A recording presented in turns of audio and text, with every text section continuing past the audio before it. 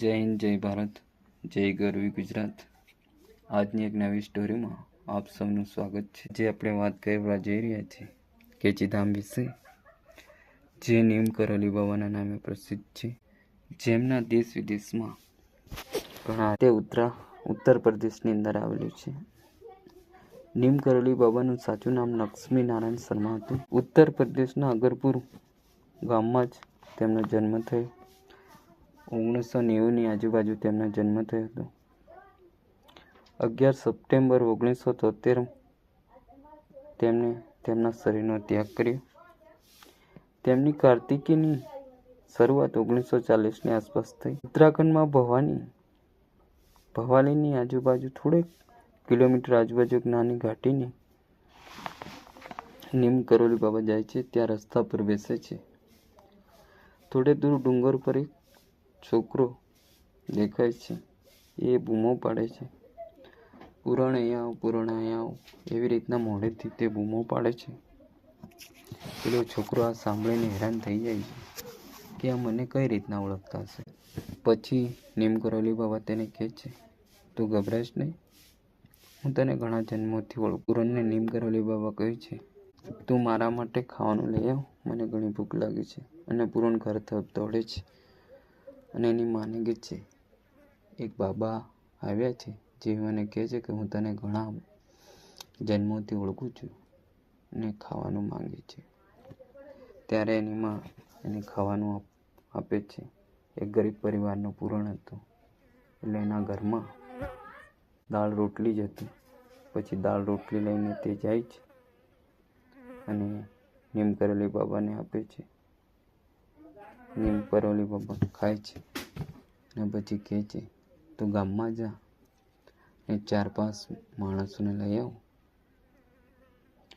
પછી પૂરણ ગામમાં જાય છે અને 4-5 માણસોને લઈને આવે છે.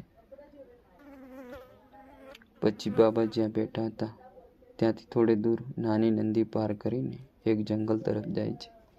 ત્યાં જંગલમાં એક પથ્થર તરફ ઈશારો કરે અને કહે છે કે આ પથ્થરની પાછળ એક ગુફા આવેલી છે. પૂરણ તથા ગામના જુવાનીઓ આ વાત સાંભળીને ગભરાઈ જાય છે, કારણ કે તેમનું જીવન ત્યાં નીકળ્યું, ત્યાં એ લોકો મોટા થયા, પણ આ ગુફા વિશે તેમને સાંભળ્યું જ નહોતું. પછી નીમ કરોલી બાબાએ તેમને કીધું, તમે ગભરાશો નહીં અને આ પથ્થર સરખાવો, એક ગુફા નીકળશે. બધા ગામના માણસો ત્યાં પથ્થર સરખાવવા માંડ્યા અને ખરેખર એક ગુફા નીકળી. અને પછી નીમ કરોલી બાબાએ કીધું, તમે અંદર જાઓ. ગુફાની અંદર એક ધૂણી છે. ત્યારે પૂરણ તથા ગામના જુવાનિયાઓ અંદર જાય છે અને ખરેખર એક અંદર ધૂણી હતી અને ધૂણીની જોડે એક ચીમટો પણ હતો. ગામના લોકો ગભરાઈ જાય છે. ત્યારે નીમ કરોલી બાબા બધાને, તમે ગભરાશો નહીં, આ કોઈ ચમત્કાર નથી, આ જગ્યા હનુમાનજીની છે અને આપણે હનુમાનજી મહારાજને અહીંયા બેસાડવા છે ને આવો આ મૂર્તિને શુદ્ધિકરણ કરીએ. એવું કહી નદીના પાણીથી તેમને નવડાવે છે અને શુદ્ધિકરણ કરે. પછી બધા ભેગા થઈને શુદ્ધિકરણ કર્યું અને મૂર્તિની પ્રતિષ્ઠા કરવામાં આવે છે. પછી નીમ કરોલી બાબાએ કીધું કે આ જગ્યા સોમવારી બાબાની પ્રતિષ્ઠિત જગ્યા હતી, જ્યાં સોમવારી બાબા નામના કોઈ હશે તેમની તપસ્યાની જગ્યા હતી. ધીરે ધીરે જગ્યા પ્રસિદ્ધ થઈ ગઈ છે. પછી આ જગ્યાને કેચીધામ તરીકે પણ લોકો ઓળખે છે.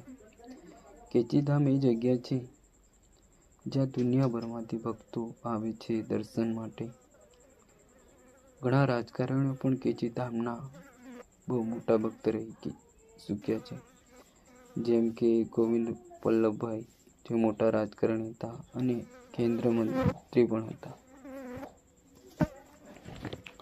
પછી બારમણી તિવારી, તે ઉત્તરાખંડ અને યુપીના મુખ્યમંત્રી પણ રહી ચૂક્યા છે અને કેબિનેટ મંત્રી પણ રહી ચૂક્યા હતા. આવા ઘણા મોટા મોટા હરિભક્તો હતા. નીમ કરોલી બાબા એકવાર એવી પણ ખબર આવી કે ગોવિંદ વલ્લભ નું મરણ થઈ ગયું એવા સમાચાર નીમ કરોલી બાબાને મળ્યા. ત્યારે નીમ કરોલી બાબાએ કીધું કે હજુ તેનો સમય નથી આવ્યો, હજુ તે ઘણું જીવશે. ત્યારે પછી ગોવિંદ પલ્લમભાઈ બીમાર હતા એવી વાત મળી, પણ સારું થઈ જશે એમ નીમ કરોલી બાબાએ કીધું. હજી ઘણું જીવન. એવા બીજી વાત છે કે નીમ કરોલી બાબા દિલ્હીમાં હતા ત્યારે ઘણા ભક્તો તેમના દર્શન માટે આવ્યા. આમાં ઘણા વિદેશી પણ હતા. આમાં એક બાંગ્લાદેશી પણ હતો. બાંગ્લાદેશી એક માણસ હતો. તે હેરાન જોઈને બાબા જોડે આવ્યો. ત્યારે કંઈ કહ્યા વગર જ નીમ કરોલી બાબાએ સામેથી કીધું તેને, તું અહીંયાથી જા. બોલી બાબા ઉઠ્યા. અહીં તું શું કરે છે? તારો ભાઈ દુશ્મનીની જેલમાંથી જલ્દી બહાર આવશે અને દેશ પર રાજ કરશે. આટલું કહીને બાબાએ કીધું કે તું અહીંથી જા. આ વાત સાંભળીને વધારે ગભરાયો પેલો માણસ, કેમ કે એનો ભાઈ પાકિસ્તાનની જેલમાં બંધ હતો અને તેને પાકિસ્તાન સરકાર દ્વારા ફાંસીની સજા ફટકારવામાં આવી હતી. પછી એક મીડિયામાં એ માણસે કીધું કે તે કોણ હતો. તે ખરેખર બાંગ્લાદેશનો પહેલો રાષ્ટ્રપતિ શેખ મુજીબુર રહેમાનનો નાનો ભાઈ હતો. પછી યુદ્ધ થાય છે બાંગ્લાદેશ અને પાકિસ્તાન વચ્ચે. ત્યારે આ ઘણી જૂની વાત છે.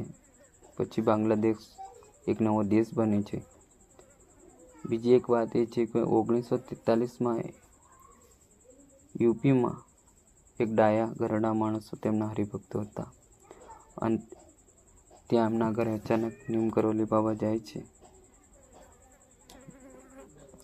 આ જોઈને પેલા માણસો ગભરાઈ જાય છે અને કહે છે કે અમારે ઘરે કઈ રીતના. ત્યારે નીમ કરોલી બાબા કે તમે ગભરાશો નહીં, મને આજે તમારે ત્યાં રોકાવાનું છે મારે, આવું કહી પછી પેલા વૃદ્ધ માણસો તેમને જમવાનું આપે છે, ખાય અને ખાટલો આપે છે, એક ચાદરો આપે છે. ત્યાં નીમ કરોલી બાબા આરામ કરે છે રાતમાં. ત્યારે એમના શરીરમાંથી કોઈ ગભરાવટ જેવો અવાજ આવે છે. ત્યારે નીમ કરોલી બાબા કહે છે, જે સવારું થાય ત્યારે નીમ કરોલી બાબા ઉઠે અને કહે છે કે આ ચાદરો તમે ગંગા નદીમાં વહાવી દીજો, તમારો પુત્ર તમારા ઘરે આવી જશે.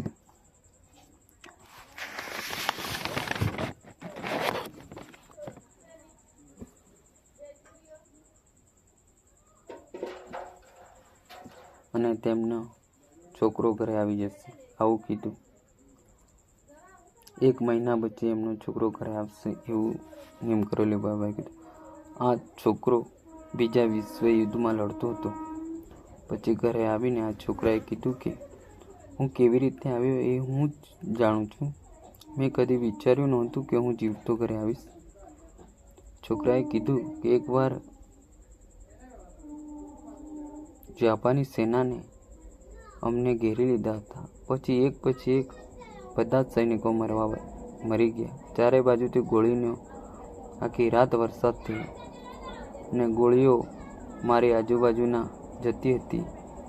એક પછી એક મારા બધા સાથી મરતા હતા. પછી મા બાપને યાદ આવ્યું કે 1 મહિના પહેલાં બાબાએ ઘરે આવ્યા હતા ત્યારે આખી રાત કંઈક તકલીફમાં હતા. ત્યારે ખબર પડી કે આ એક નીમ કરોલી બાબાનો ચમત્કાર હતો.